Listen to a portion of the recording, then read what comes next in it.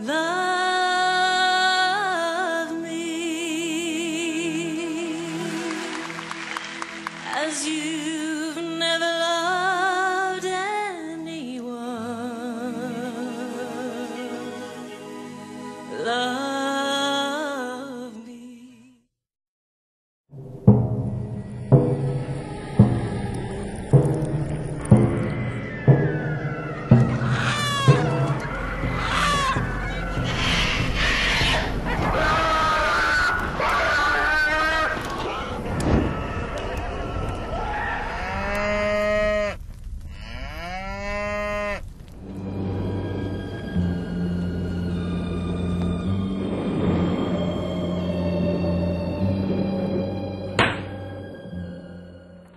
This court is now in session. Counselor, you may present your case. Your Honor, members of the jury, today we have in front of us a very sinful human, an assassin who has killed thousands of lives. Oh no, I've never hurt anyone. Please, you have to believe me. I'm an innocent man. I have evidence to prove otherwise.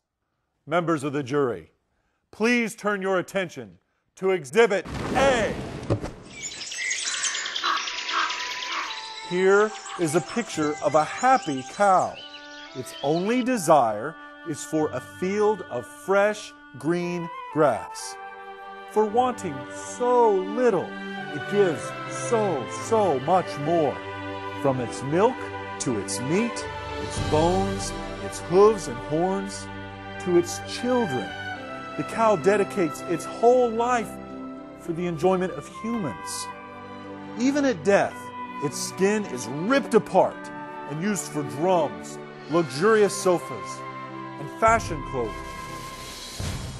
And here is Mr. Thomas Cook, chopping away at the cow that has given so much. He has committed numerous murders on the cow species and served our fellow cows en masse to the human population. And last but not least, I have here in my hand Exhibit B. This is a hamburger. In between this bread is our flesh, cruelly minced and ground to pieces.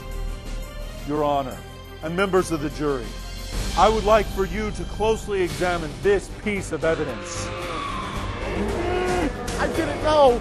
I didn't know. I Yes, didn't you know. did. I swear, I didn't know. You did too. I didn't know. Order. I swear, I Order in didn't the know. court. And that should be substantial enough for you to decide whether or not this man is responsible for the slaughtering of thousands of lives. Thomas Cook, you are hereby pronounced guilty. You will remain and suffer in hell for the next 1,000 years to repay for all the lives that you have taken.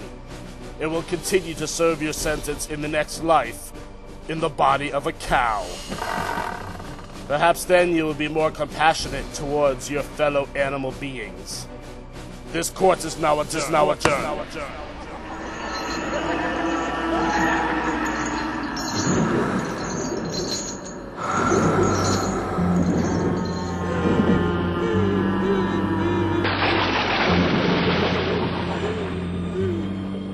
How terrifying.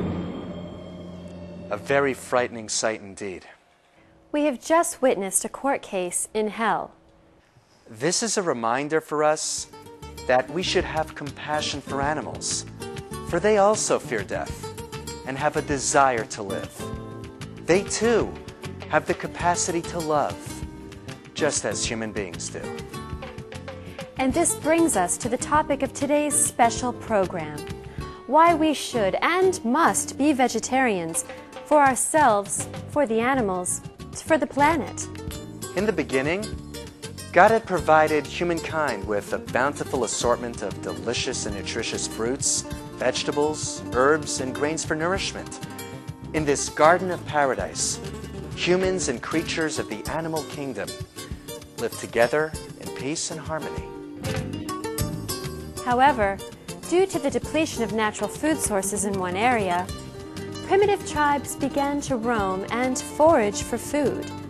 Thereafter came the creation of weapons used to hunt animals, turning them into food for human survival, disregarding the fact that physiologically humans are more suited to a vegetarian diet.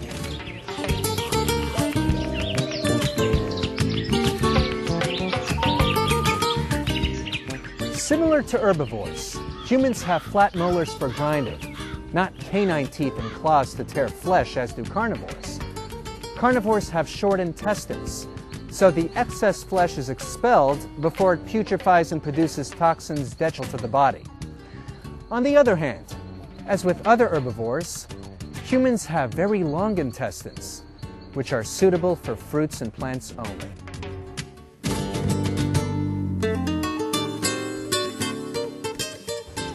Thousands of years later, humans continue to kill animals for food and, unfortunately, for pleasure as well.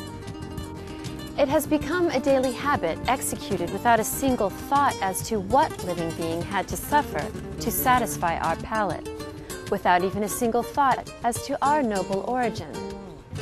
As the children of God, it seems that we are lovingly entrusted with the responsibility to be the elder brothers and protectors of creatures, large and small, on this earth.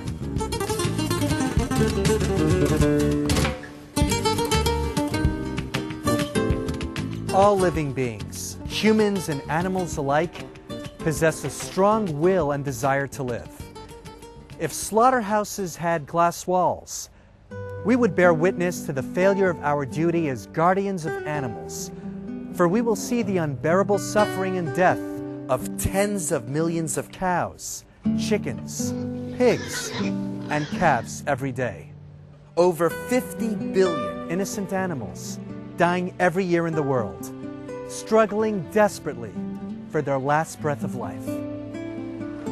Tormented their whole life, and especially at the time of slaughter, their flesh are embedded with fear, hatred, and anguish, which are then consumed by humans. In addition, numerous documented inspections have revealed meat containing toxic levels of chemicals and hormones deemed unfit for human consumption.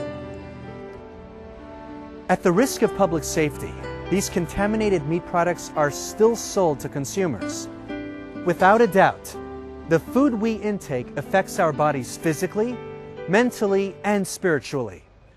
If we are trying to become more serene and peaceful in our lives, then we would naturally want to follow a diet that helps us achieve that goal.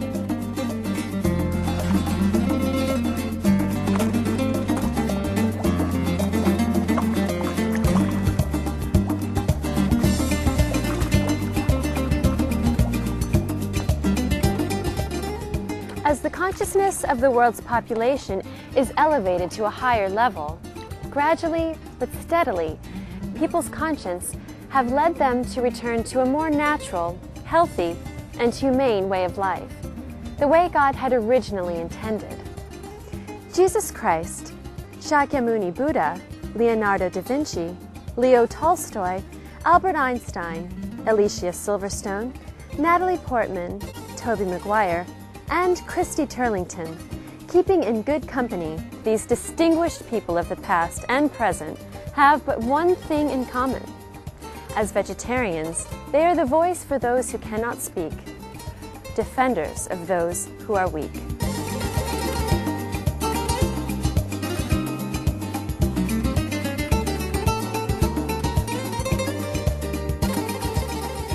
Nobel Prize-winning playwright George Bernard Shaw, who had been a vegetarian for 70 years, was told by doctors that he would die if he refused to eat meat.